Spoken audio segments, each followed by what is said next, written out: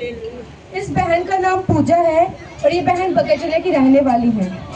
इनकी गवाही ये है कि एक दिन अचानक इनके पेट में बहुत ज़्यादा दर्द होने लगा। मतलब दर्द इनका एक रात को शुरू हुआ और दूसरे दिन तक पूरा दिन इनके पेट में दर्द होता ही रहा।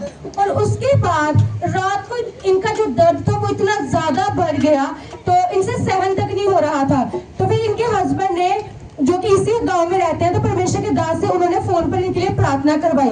और जैसे ही परमेश्वर के दास ने प्रार्थना की, परमेश्वर के दास ने उस दर्द के दुष्ट आत्मा को डांटा और उसी समय इनका जो दर्द है वो ठीक हो गया। फिर उसके बाद ये जो बहन है रात को आराम से रह पाए।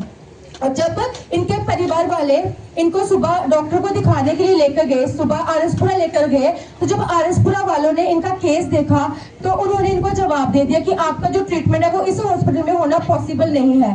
फिर उन्होंने इनको शालामार रेफर कर दिया। और जब ये बहन, इनके परिवार वाले इनको शालामार हॉस्पिटल में लेकर गए तो वहां पर जब डॉक्टर ने इनका ट्रीटमेंट किया तो डॉक्टर ने इनको बताया कि इनकी फैलोपियन ट्यूब्स में बच्चा जो है वो फंस चुका है। और इस बहन को अपनी प्रेगनेंसी का बिल्कुल भी आइडिया नहीं था कि ये बहन प्रेग्नेंट है।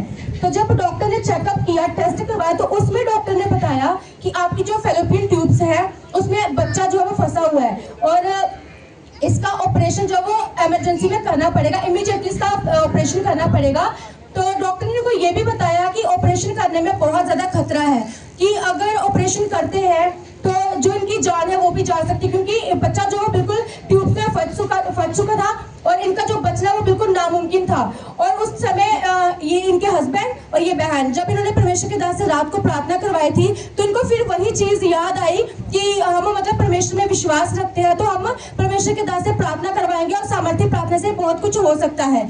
तो फिर उसके बाद इनके हस्बैंड ने, जब ये बहन हॉस्पिटल में थे, पूरी तरह से मतलब बेड पर थे, तो डॉक्टर ने इनको पूरी तरह से जवाब दे दिया कि इसकी गारंटी हम नहीं ले सकते कि ये बहन जो है ये बच पाएंगी। ऑपरेशन सक्सेसफुल होने के चांसेस बहुत कम है और फेलियर के बहुत ज़्यादा हैं। तो फिर उसके बाद ये और इनके हस्बैंड जो ये परमेश्वर पर फेथ रखते थे, तो जब इन्होंने परमेश्वर के दास को फोन किया, वहाँ पे फोन पर प्रार्थना करवाई, तो परमेश्वर के दास ने प्रोफेसी की थी इस बहन के लिए कि परमेश्वर आपको डेथ बेड से उठा रहे हैं। हालेलुया।